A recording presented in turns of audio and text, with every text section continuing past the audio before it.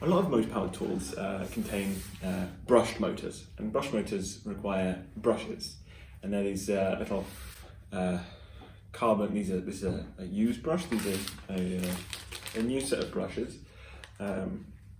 These ones here. Occasionally, your tool can stop, and you might need to replace a brush or two. Well, it's both. It's good practice to replace both at the same time. When I bought this table saw, it was second-hand, and the previous owner, I think he just found it on a street by the looks of it. He had replaced a brush because he said there was a broken brush in it, and I think he picked the wrong brush size, and because this one has fallen apart some. So what I have done is I've ordered a set of brushes that are almost the correct size. So you can often research your tool and find out the correct brush size, the brush size that it requires, or even order new brushes from the manufacturer. So I have ordered ones that were ever so slightly wider. So it's about 1 millimeter wider, and I just checked, and they won't fit in the brush holder. But what you can do, or what I'm going to do, is take a little bit of sandpaper and sand down the brushes, and I have to make sure that I wipe the brushes very well afterwards, so there's no abrasives left in it. These brushes came with this large end, and the original brushes had this size. So as you can see, these ones are a lot wider than this. The bend needs to be right on the edge there. So we can grab a pair of pliers, flatten that out to there, and then just squeeze it, and then we can bend it like that.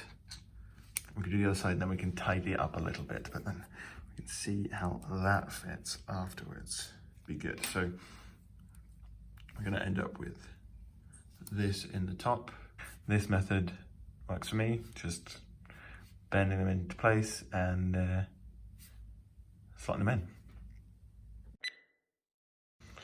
So the next issue with these brushes is that the spring is very long and makes them very difficult to install. And then you can just roll your spring out.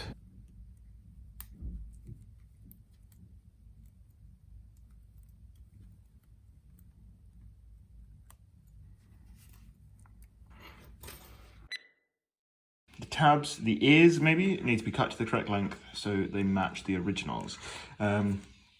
In some applications this might not matter, but in this specific application with the end caps that I'm using,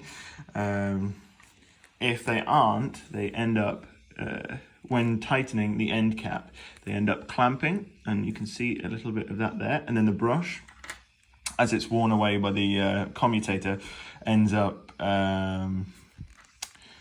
being held in place, and then the electrical connection is broken. And then we can pop them in.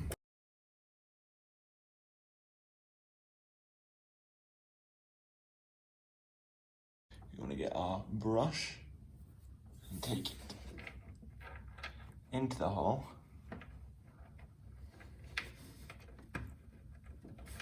Now we have this plastic cap.